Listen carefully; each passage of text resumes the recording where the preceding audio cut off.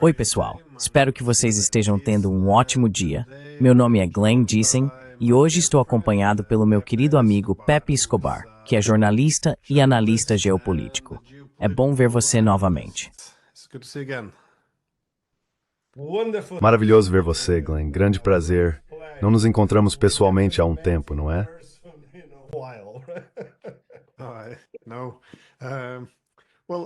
Não. Bem, eu realmente queria falar com você hoje.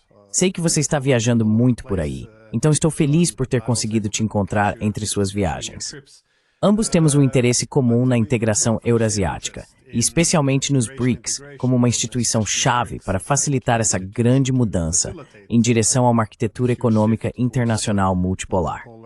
Esta é, claro, a parceria inicialmente entre Brasil, Rússia, Índia, China e África do Sul. Mas agora, claro, com novos Estados-membros e Estados parceiros. Considerando que você foca bastante nos BRICS, como você explicaria de forma breve o que é e qual é o seu propósito, mas também por que seu desenvolvimento realmente se intensificou e ganhou tanto impulso nos últimos anos?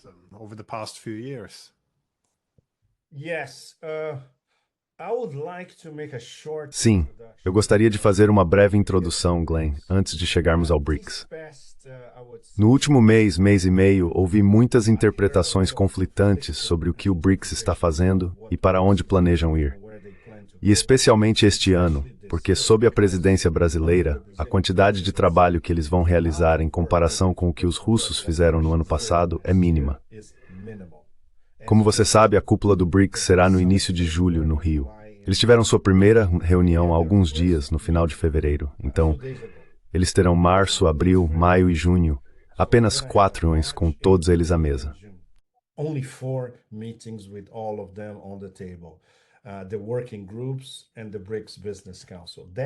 Os grupos de trabalho e o Conselho Empresarial dos BRICS não são suficientes para organizar uma cúpula anual adequada dos BRICS, como os russos fizeram no ano passado em Kazan. Passei quase metade do ano passado na Rússia, acompanhando de perto os preparativos para as cúpulas, e foi uma quantidade incrível de trabalho, sabe? Então, os russos provavelmente trabalharam por 3 anos, sabendo que os brasileiros assumiriam depois. Então, não seria exatamente muito profissional, para dizer o mínimo. Tenho profundas reservas sobre a forma como o Ministério das Relações Exteriores do Brasil considera os BRICS. Algumas das minhas melhores fontes confirmam que há um lobby anti-BRICS dentro do Ministério das Relações Exteriores e do Ministério da Fazenda no Brasil. E claro, digamos que as elites dominantes no Brasil, o velho dinheiro, digamos as 50, 70 famílias de dinheiro antigo, além do novo dinheiro,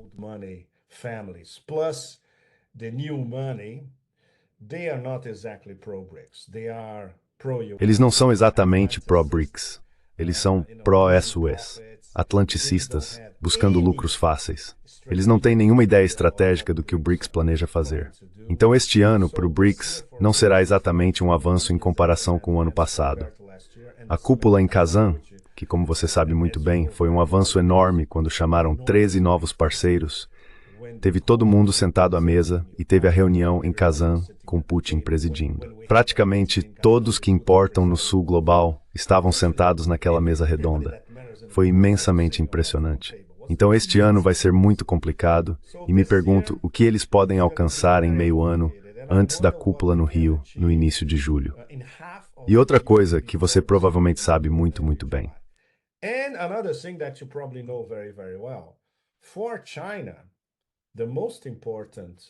Para a China, o elemento mais importante não é exatamente o BRICS. São as novas rotas da seda, BRI, que eles conceituaram em 2013 e que é basicamente o seu quadro geopolítico e geoeconômico abrangente para expandir o comércio chinês por todo o planeta. E agora, em termos de relações China-Rússia, isso é algo muito difícil de discutir aqui em Moscou.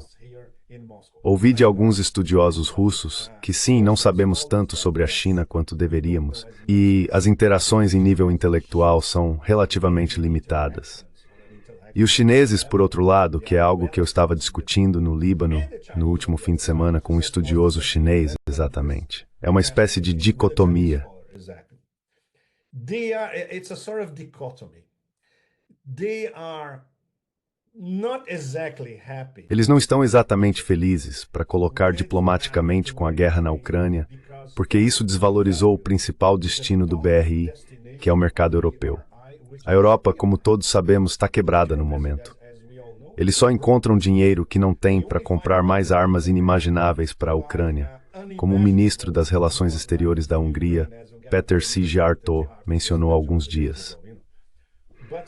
Mas em termos da aliança comercial entre a China e a Europa, isso está muito, muito instável, para dizer o mínimo. Ao mesmo tempo, os chineses estão aprendendo todas as lições que podem aprender com o sucesso do SMO e com o fato de que a Rússia enfrentou e desafiou todo o Ocidente coletivo e a China.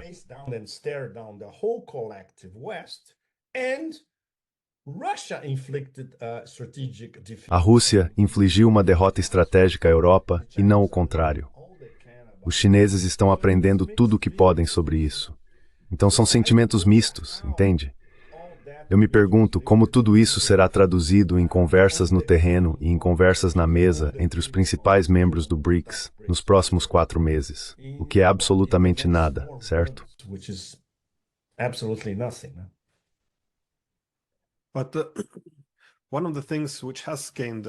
Mas uma das coisas que ganhou, acho, impulso, um grande avanço, seria o membro mais recente, que é a Indonésia. Para mim, isso não tem sido suficientemente valorizado recentemente. Para muitos, pelo menos na Europa, a Indonésia é apenas mais um país na Ásia. Mas este é realmente um gigante.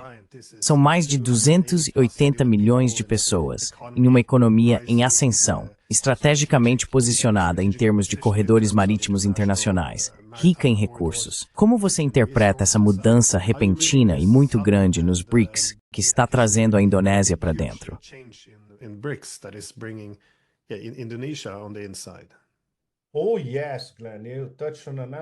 Oh, sim, Glenn. Você tocou em um ponto absolutamente crucial. Bem, eu moro no Sudeste Asiático, parte da minha vida. Mudei-me para a Ásia há 31 anos. Minhas bases geralmente eram Bangkok e Hong Kong, mas trabalhei muito na Indonésia. Especialmente, você sabe, eu vi o golpe de Suharto na minha frente, por exemplo. Então acompanhei toda a Indonésia pós-Suharto. Fui muito para lá, especialmente nos anos 90 e 2000.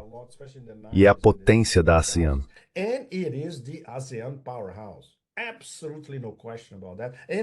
Absolutamente nenhuma dúvida sobre isso. E uma das grandes potências do século XXI. Ninguém, praticamente ninguém no Ocidente, exceto estudiosos como você, Glenn, entende isso. Absolutamente correto. E obviamente Rússia e China entendem isso. Claro, ambos fizeram um grande lobby para que a Indonésia viesse diretamente para a mesa, nem mesmo como parceira, como por exemplo Malásia e Vietnã, ou os 2 centro-asiáticos, Cazaquistão e Uzbequistão. Eles fizeram lobby para que a Indonésia estivesse imediatamente discutindo as questões mais importantes e urgentes em relação aos BRICS. Decisão absolutamente correta. Os problemas que eles poderiam ter no Mar do Sul da China, China e Indonésia, foram resolvidos anos atrás.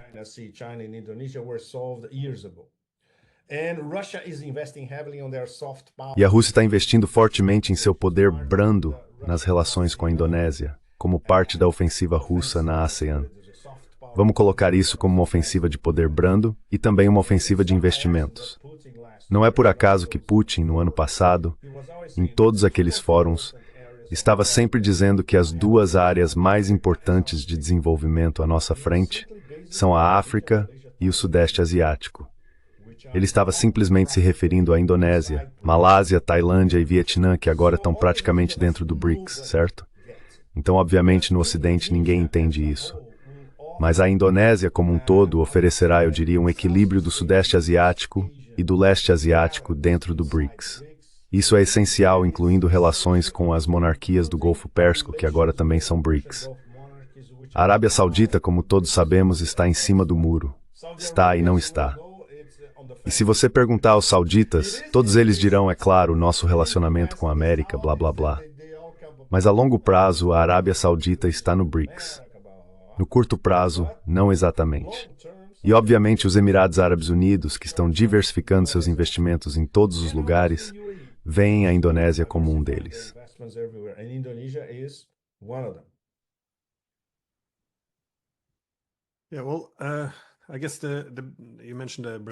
Bem, acho que você mencionou um possível retrocesso brasileiro para o BRICS. No entanto, é preciso acrescentar que o BRICS não é centralizado na mesma medida que muitas pessoas imaginam, como a União Europeia, por exemplo. E isso também faz parte da atração do BRICS, que principalmente facilita essas alternativas em vez de forçar a centralização. E também tem esses outros ramos, como você disse. Ele tenta harmonizar diferentes iniciativas. Então você tem a iniciativa do Cinturão e Rota da China, os russos, iranianos e os indianos, com essa iniciativa de Corredor Internacional Norte-Sul, a Organização de Cooperação de Xangai, fazendo sua parte. No geral, é uma rede muito descentralizada para organizar toda essa nova cooperação tecnológica e industrial, todos esses novos corredores de transporte surgindo e, claro, toda a cooperação financeira com bancos e uso de moedas nacionais. É por isso que fiquei um pouco perplexo com o comentário de Trump de que ele argumentou que vai impor tarifas a quem tentar evitar o uso do dólar. E por essa razão, ele declarou que o BRICS estava acabado. Acho que ele anunciou o funeral um pouco cedo demais.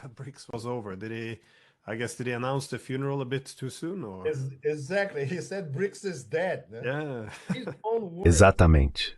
Ele disse que o BRICS está morto, com todas as palavras. Bem, Glenn, isso mostra que Trump e as pessoas que ele nomeou para estarem ao seu redor não têm absolutamente nenhuma ideia sobre o BRICS. Isso é algo que vem de anos atrás. Quando eu estava em Washington anos atrás e mencionei o BRICS, todo mundo ficou tipo, o quê? Clube? O que é isso? E isso não mudou nem mesmo depois de Kazan em outubro passado. Você nunca vê uma discussão séria sobre o BRICS nos think tanks americanos. E eu recebo um monte de porcaria na minha caixa de entrada o tempo todo. Eles ainda não têm ideia do que é o BRICS. E, obviamente, Trump sempre vem com uma formulação bombástica que monopoliza o ciclo de notícias por 24 horas, 48 horas, etc. Ele tem voltado a o BRICS está assustado, o BRICS está morto, etc. Sem pensar nas consequências de impor tarifas de 150% em todos os países do BRICS. O impacto para a economia americana será além de massivo. E o fato é que a maioria dos BRICS na esfera eurasiática não se importa mais com a América. Eles não precisam dela. Eles estão negociando entre si.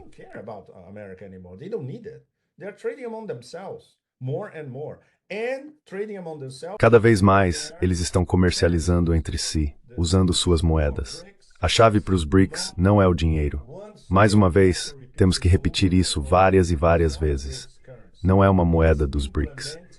É a implementação de novos sistemas de pagamento alternativos, que é o que eles fazem no que chamei no ano passado de laboratório dos BRICS.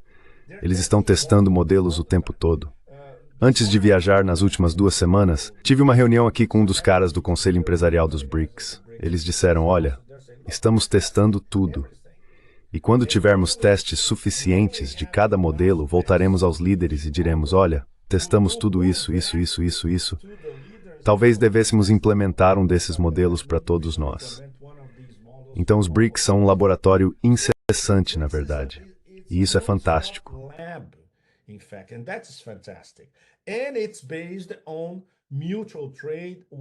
E é baseado em comércio mútuo, com moedas mútuas, e comércio múltiplo com moedas múltiplas.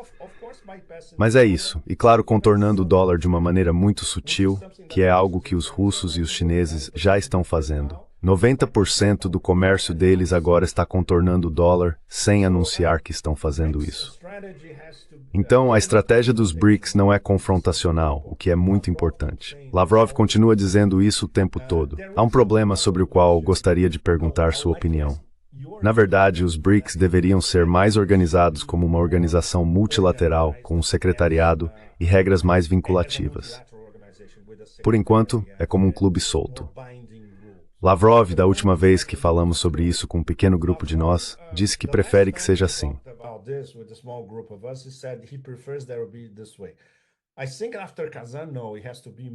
Acho que depois de Kazan não, tem que ser mais organizado. Não regimentado, mas mais organizado.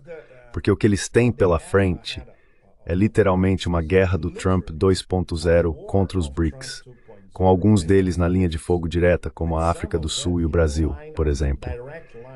Haverá pressões sobre a Turquia para não se aproximar dos BRICS. Haverá pressões sobre a Indonésia, claro. e pressões sobre o Uzbequistão e o Cazaquistão, sem dúvida. Então, os BRICS estavam mais sólidos como uma organização multilayered. Gerbor Openlys 4. I would love to hear your view on that, in fact. Bem, vejo os benefícios de impor uma estrutura um pouco mais rígida, mas uma atração-chave para muitos dos Estados-membros, pelo menos a partir das minhas conversas, tem sido que é a estrutura solta que a torna mais atraente, que não é imposta na mesma medida. E também o fato de que tem um formato multilateral. Por isso não vamos usar apenas essa moeda, esse sistema de pagamento.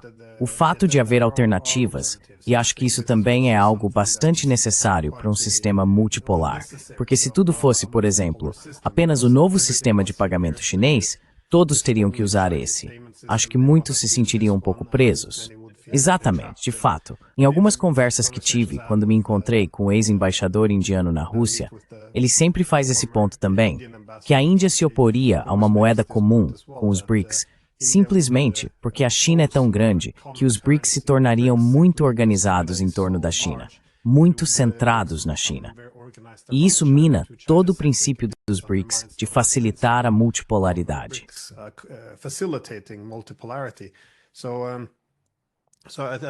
Então eu acho que é daí que muitas vezes vem a força de ter uma estrutura um pouco mais flexível. Mas claro, não estou descartando o ponto que você está levantando, que como está sob ataque também, isso cria uma certa pressão para estabelecer estruturas mais fixas.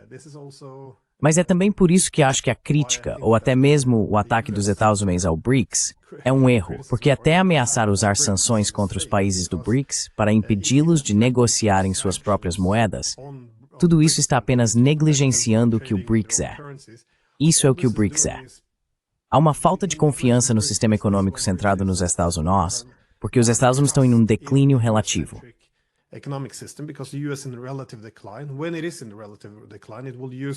Quando está em declínio relativo, usará seu controle sobre esses instrumentos econômicos-chave, como a moeda, de forma mais coercitiva para punir outros países que não seguem o ditado dos Estados Unidos. Assim, eles se tornarão mais agressivos à medida que estão em declínio relativo.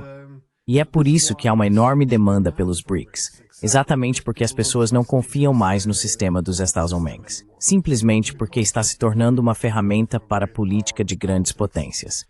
E isso sempre foi senso comum, como também venho escrevendo nas últimas décadas. Quando um hegemon está em declínio, não terá mais o mesmo sistema econômico liberal e aberto, porque então seu principal objetivo será impedir a ascensão de rivais.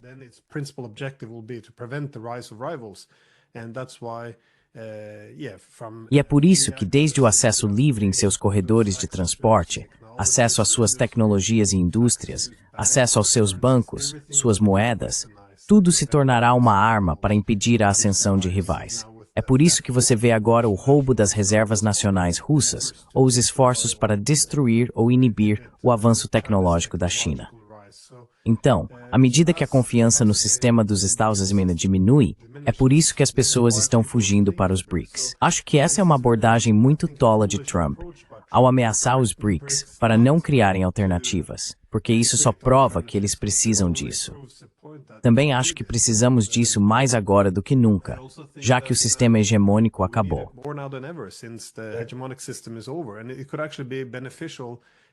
E isso pode realmente ser benéfico. Acho que pensamos demais no Ocidente em termos de política de blocos, eles contra nós. Mas lembre-se de que o BRICS, quando traz opositores, seja Egito, Etiópia, Emirados Árabes Unidos e Irã, o objetivo é tentar harmonizar algumas das diferenças, usar a conectividade econômica para resolver diferenças políticas. Então, na minha opinião, o principal objetivo para os Estados Unidos e a Rússia deve ser garantir que o BRICS não seja anti-americano e que a América não seja anti-BRICS, porque deve ser possível reduzir a dependência dos Estados Unidos, ou seja, por BRICS ser anti-hegemônico sem ser anti-americano. E sim, deve haver uma possibilidade de harmonizar interesses.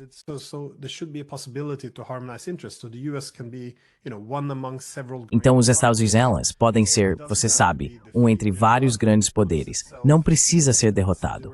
Mas quando se coloca como um oponente direto dos BRICS, tentando destruir isso, então você criará mais um formato de soma zero. E eu acho que isso é, sim, eu acho que isso é um grande erro. De fato, quando me encontrei com Putin em novembro, até perguntei a ele essa questão. Lembro-me muito, muito claramente, tipo, você sabe, é possível que, você sabe, os BRICS e essa cooperação sejam, você sabe, claro, anti-hegemônicos. Isso será uma coisa positiva à medida que a unipolaridade chega ao fim, mas sem serem anti-americanos. E como você diferenciaria entre os dois?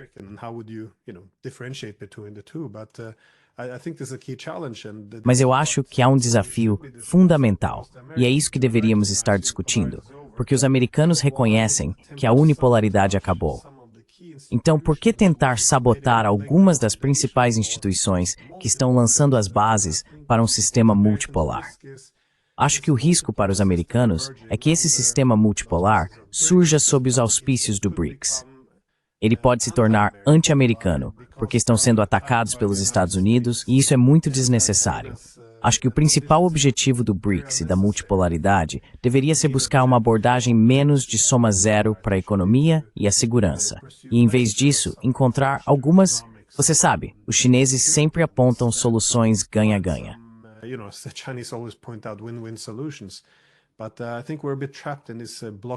Mas acho que estamos um pouco presos nessa política de blocos no Ocidente. E como você mencionou, acho que é também por isso que não queremos relatar sobre os BRICS na mídia ocidental, porque estamos presos em narrativas. Sempre temos que ser apresentados como fortes e unidos, mesmo quando a OTAN está se fragmentando. Nossos oponentes, os russos e chineses, sempre têm que ser apresentados como desconfiando uns dos outros. E tudo é um casamento de conveniência. Então estamos vivendo nesse universo alternativo. E como resultado, quando há esses grandes desenvolvimentos nos BRICS, o que nossa mídia faz? Não há uma boa narrativa. Então apenas dizemos, bem, não é relevante, vamos não legitimar isso, vamos não criar impulso. Então simplesmente não mencionamos.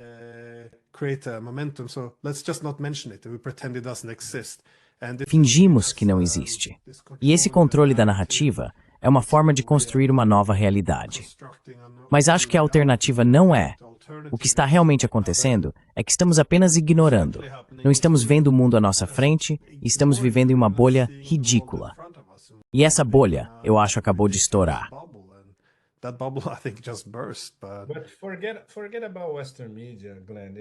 Mas esqueça a mídia ocidental, Glenn. Olha, estou nesse rodeio há 4 anos. Todos nós, correspondentes estrangeiros à moda antiga, e eu sou um dos últimos vivos, sabemos como a mídia mainstream ocidental funciona. E agora não nos importamos mais com isso porque são irrelevantes. As redes sociais são onde o debate acontece. E nas redes sociais, pelo menos temos alguns vislumbres, mesmo no norte global, de analistas começando a entender do que se trata o BRICS. Mas o ponto mais importante, a única pessoa que pode realmente explicar a Trump do que se trata o BRICS é Putin, cara a cara. Xi Jinping não conseguiria fazer isso. Putin pode, especialmente porque a força motriz do BRICS, eu diria, no último ano e até antes do último ano com a cúpula de Kazan, é russa. E adiante continuará sendo russa. Especialmente porque a Rússia agora tem o peso de ter infligido uma verdadeira derrota estratégica sobre todo o Ocidente coletivo. Então, o presidente dos Estados Unidos tem que ouvir o presidente da Federação Russa.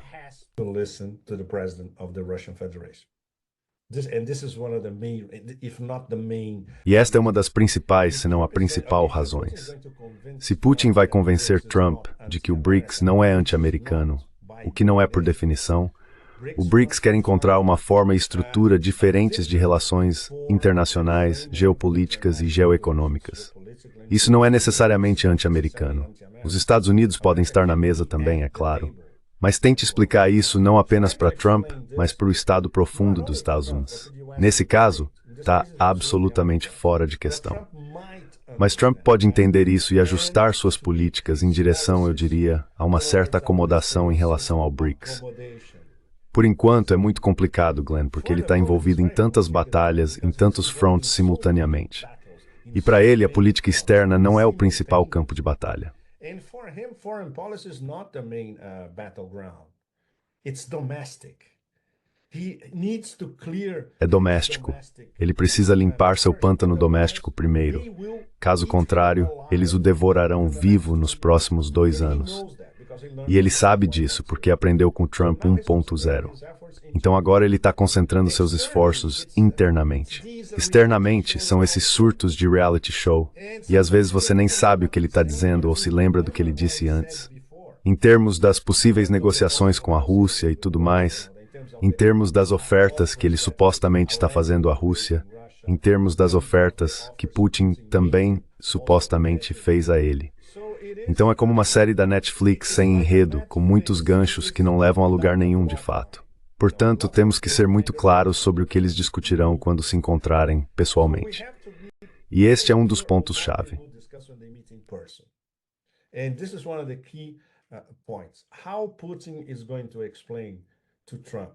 Como Putin vai explicar a Trump as repercussões do que aconteceu e ainda está acontecendo na Ucrânia?